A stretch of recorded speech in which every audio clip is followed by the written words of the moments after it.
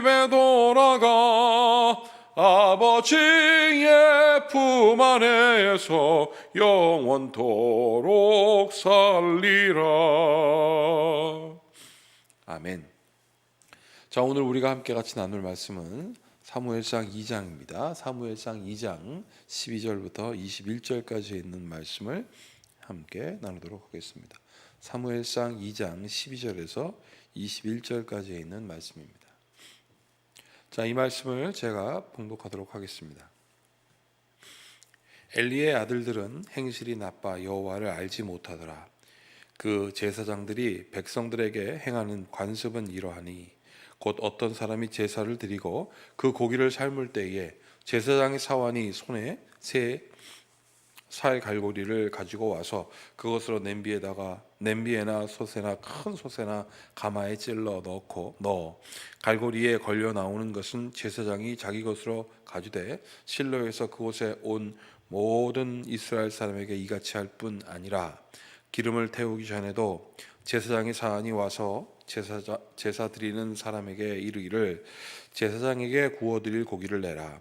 그가 내게 삶은 고기를 원하지 아니하고 나일 것을 원하신다 하다가 그 사람이 이르기를 반드시 먼저 기름을 태운 후에 내 마음에 원하는 대로 가지라 하면 그가 말하기를 아니라 지금 내게 내라.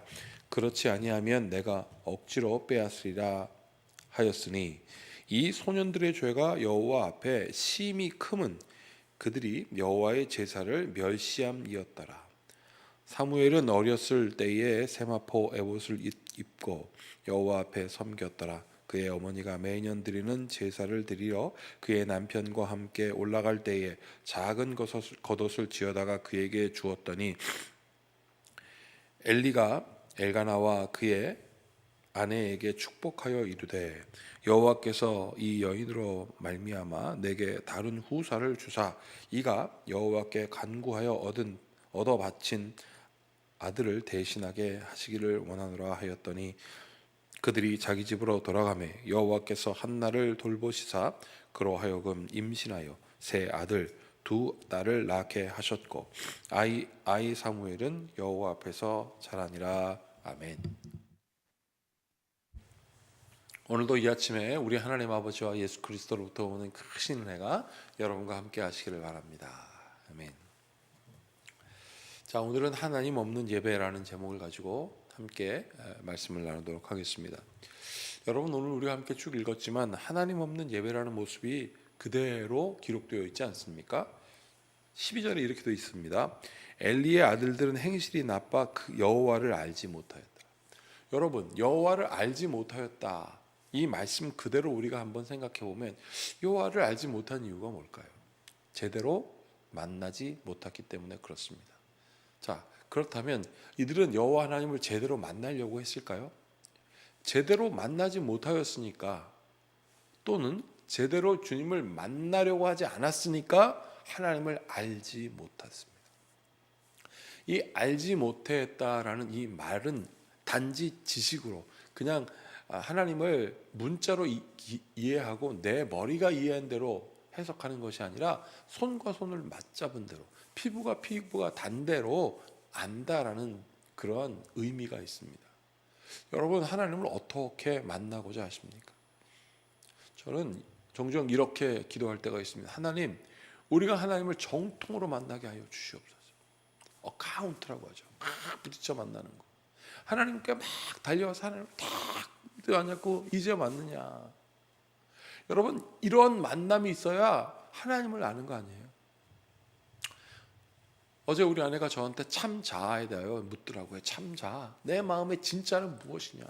혹시 내가 나를 좀 포장해서 사는 것이 아닌가? 그 포장이 자기 스스로 자기를 평가하는 건 아닐까?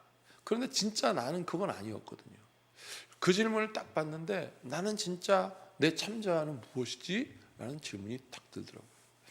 저는 어려서부터 아버님이 목사님이었기 때문에 교회에서 자랐습니다. 그런데 저는 참 다행히 부모님이 어떻게 신앙생활을 하는지를 보았습니다. 그냥 저희 부모님은 하나님을 우선시하는 삶이었어요. 그래서 저한테 참 자아가 뭐냐고 묻는데 하나님이라는 대답을 나오더라고요. 자, 그렇게 하나님이라고 말을 해놓고 생각해 보니까 나는 과연 내가 하나님을 정말 진실되게 정말 마음 다하여 하나님을 사랑하였던가, 혹시 내 마음대로 그렇지 않았던가라는 생각이 들더라고요. 하나님에 대한 내 참 자아는 무엇인가, 내 삶에 있어서 나의 중심은 무엇인가라고 생각하다가 그렇게까지 가더라고요. 사랑하는 여러분, 오늘 여기 뭐라고 되냐면 엘리의 아들들은 그랬거든요. 그냥 엘리와 띄워놓고 본 것이 아니라 엘리의 아들들은 행실이 나빠 여호와를 알지 못하였더라. 엘리가 그렇게 막 놔둔 것입니다. 13절부터 16절까지 있는 내용을 보면 이 제사장의 심부름꾼이죠. 사안이 제사를 드리려고 사람들이 제물을 갖고 오면 이 새 갈고기를 준비했다가 새창 준비했다가 그걸로 찔러가지고 먼저 나오는 고기를 자기들이 취했답니다. 어쩔 때는 생고기, 어쩔 때는 삶은 고기, 기름을 태우기 전에 고기를 구하기도 했다가 기름 태우기 전에, 여러분 이게 뭡니까? 마음대로예요. 마음대로. 그냥 제가 이거를 딱 읽으면서 13절부터 있는 말씀을 묵상하면서 그냥 한마디로 지저분했구나라는 거예요. 여러분, 하나님께 나아가는데 이렇게 지저분하면 되겠습니까? 오늘 그래서 그런지 제가 이 말씀을 묵상하고 아침에 일찍 그런 생각이 들었어요. 하나님, 제가 오늘 하나님께 정결하게 나아가고 싶습니다. 이 목볼라부터 시작해서 저 신발까지 다 하얀색 입었어요. 하나님, 우리가 하나님 앞에 어떠한 삶을 삽니까? 우리가 하나님 앞에 어떤 모습입니까? 오늘 이 사람들은 그냥 지저분한 거예요. 지저분하다는 게 무슨 뜻입니까? 질서가 없다라는 거예요. 어느 자리에 무엇이 있어야 될지 아무 생각이 없다라는 거예요. 그러니까 하나님에 대해 아무 생각이 없습니다. 왜요? 하나님을 알지 못했기 때문에 그렇습니다. 그것이 바로 12절이에요. 여호와를 알지 못하더라. 하나님을 알지 못하더라. 왜요? 그들이 소년이므로, 여러분 무슨 촉복 소년이니까 하나님께서 봐준다, 그거 아닙니다. 그들이 하나님을 모르게 되었던 이유가 무엇입니까? 여기 이렇게 되어 있습니다. 엘리의 아들들. 엘리가 이 부분에 대해서 아무렇게나 한 거예요. 이 엘리의 아들들 홈리와 비느하스인데 이들이 나중에 전쟁에 나갔다가 다 죽고, 엘리가 그 소식을 듣고 뒤로 자빠져서 목이 부러져서 죽었습니다. 얼마나 뚱뚱했습니까? 이들은 엘리를 본 거예요. 엘리가 아무렇게나 하는 걸 본 거예요. 이 아무렇게나는 하나님께 예배하는 거에 아무렇게 한 겁니다. 여러분, 예배라는 것은 하나님을 만나는 것입니다. 하나님을 만나는데 그 전지전능하신 그분, 만유의 주, 모든 것 위에 뛰어나신 그분을 만나는데 어떻게 아무렇게나 할 수 있겠습니까? 그 이야기를 17절에 이렇게 기록했죠. 이 소년들의 죄가 여호와 앞에 심히 크면 그들이 여호와의 제사를 멸시함이었더라. 아무렇게나 한 거예요. 자기보다 낮게 여긴 거예요. 하나님 중요하지 않아요. 여러분, 시편 73편을 한번 읽어볼까요? 시편 73편에 있는 말씀을 한번 읽어보도록 하겠습니다. 시편 73편 28절에 있는 말씀. 시편 73편입니다. 자, 28절에 있는 말씀 제가 이렇게 읽어드리겠습니다. 여호와께 가까이함이 내게 복이라. 내가 주 여호와를 나의 피난처로 삼아 주의 모든 행적을 전파하리이다. 다시 한번 읽어드릴게요. 하나님께 가까이함이 내게 복이라. 하나님께 가까이 감이 내게 복이라. 왜 복이겠습니까? 안전하니까. 그걸 뭐라고 합니까? 내가 주 여호와를 나의 피난처로 삼아 주의 모든 행적을 전파하리라. 하나님을 전파하는 데 있어서 거리낄 것이 없다는 거예요. 안전하게 지켜주시니까. 주님이 나의 피난처를 삼으니 내가 주 앞에 가까이 가는 것이 얼마나 좋았길래, 하나님 앞에 있으니 하나님이 나에게 알려주신 수많은 것들이 무엇인지 분명하게 피부로 느껴서 알기에 내가 주의 말씀을 전하는데 두려워함이 없다는 거예요. 왜요? 주님이 나를 지켜주니까. 그것이 나의 복이었다. 여러분, 우리가 하나님께 구하는 복이 무엇입니까?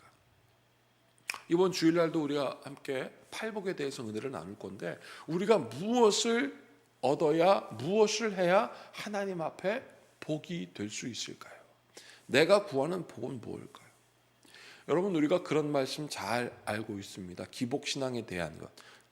여러분, 기복신앙에 대한 이 말이 참 위험하다라는 말씀들을 우리가 많이 전합니다. 그런데 기복신앙이 위험하다라고 말을 전하니까 이것이 말씀이 되지만, 기복신앙은 말씀이라는 말을 붙일 가치가 없어요. 복이 먼저거든요. 하나님보다 더 중요한 게 복이니까 그것이 기복이에요. 복을 구하는 마음. 복 안 주시면 하나님이 의미가 없는 거예요. 여러분, 이 사람들에게 오늘 홈리와 비나스에게 있었던 이 제사는 어떤 제사일까요? 자기를 위한 제사예요. 그러니까 기복신앙과 다를 것이 하나도 없습니다. 우리가 하나님께 복을 구해야죠. 그 복은 무엇입니까? 여러분, 우리가 생사화복에 일어나는 수많은 먹을 것들, 입을 것들, 사업에 대하여, 진학에 대하여 기도해야죠. 그래서 그것의 문제가 통과되는 것이 우리의 복이 맞죠. 그런데 하나님이 없다는 건 무슨 의미가 있을까라는 거예요. 하나님, 나의 삶을 형통하게 하여 주시옵소서. 이 형통이라는 게 무엇이었다고 그랬습니까? 하나님과 동행하는 거거든요. 하나님과 동행하는 게 없으면 형통의 의미가 없어요. 좋은 것을 얻었는데 그것이 우리를 교만하게 하고, 우리가 원하는 것을 취했는데 하나님이 없어진다면 그건 복이 아니라는 겁니다. 여러분, 하나님께 복을 분명하게 구하시길 바랍니다. 그 구하는 기도가 무엇입니까? 하나님, 형통케 하시옵소서. 우리와 동행하여 주시옵소서. 그래서 오늘 시편에 있는 이 말씀처럼, 시편 73편 28절에 있는 그 말씀처럼 하나님이 나와 함께 하시니, 하나님이 나와 함께하여 내가 하나님 앞에 있는 그 하나님 안에 있는 피난처를 경험하니 내가 어디를 나가든지 나는 복되도다, 이것 아니겠습니까? 오늘 반면 사무엘은 어떻게 살았습니까? 19절, 18절 보십시오. 사무엘은 어렸을 때에 세마포 에봇을 입고 여호와 앞에 섬겼더라. 에봇은 제사장이 입는 것이죠. 이렇게 돌이 박힌. 여러분, 이 에봇을 입고 산다라는 것 자체가 하나님 앞에 나아갈 때 바르게 나아갈 것이다.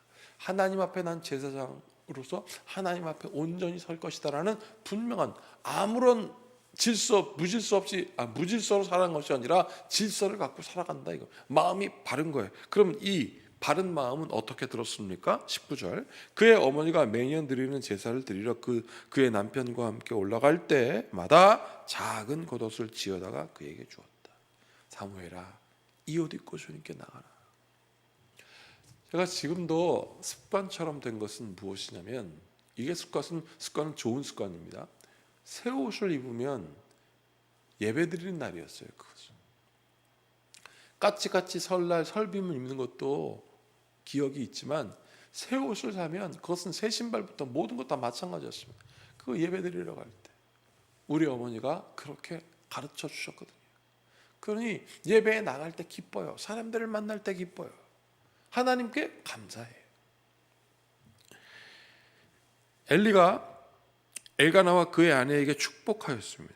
왜요? 마음의 자세예요. 하나님을 만나려고 하는 그 마음의 자세가 분명하니까. 엘리도 축복하지 않습니까? 엘가나와 그의 아내 한나에게 여호와께서 이 여인으로 말미암아 내게 다른 후사를 주사.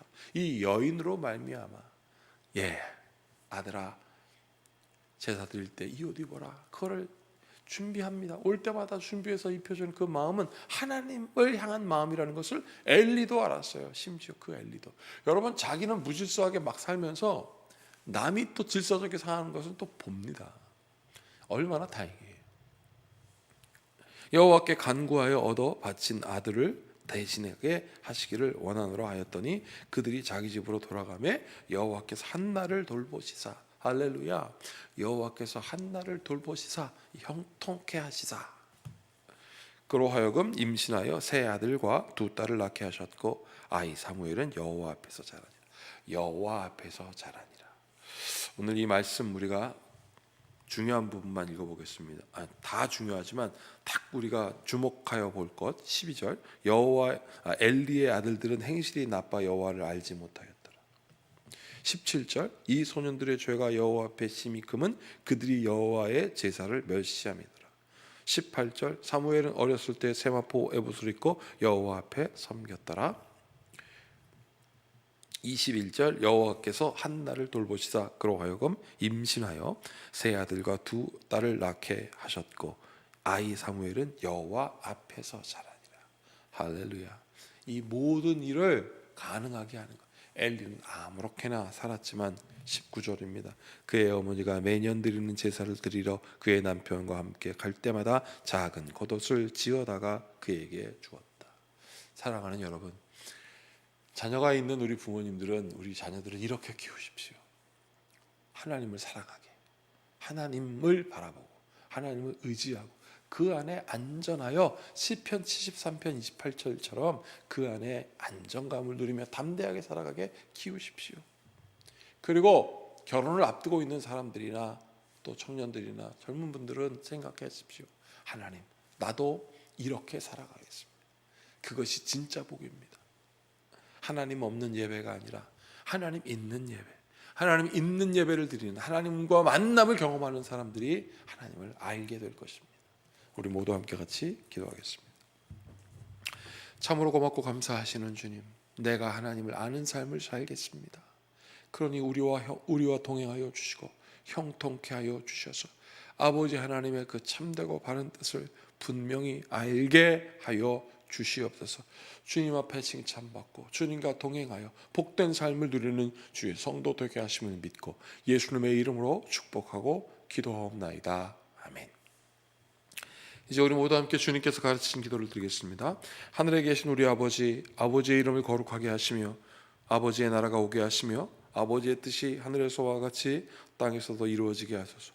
오늘 우리에게 일용할 양식을 주시고 우리가 우리에게 잘못한 사람을 용서하여 준 것 같이 우리 죄를 용서하여 주시고 우리를 시험에 빠지지 않게 하시고 악에서 구하소서. 나라와 권능과 영광이 영원히 아버지의 것입니다. 아멘. 이제 우리 모두 함께 말씀을 기억하시면서 주님과 동행하는, 하나님을 기억하는, 하나님을 만나는, 하나님을 아는 삶을 살게 해달라고 우리 모두 함께 같이 기도하시겠습니다.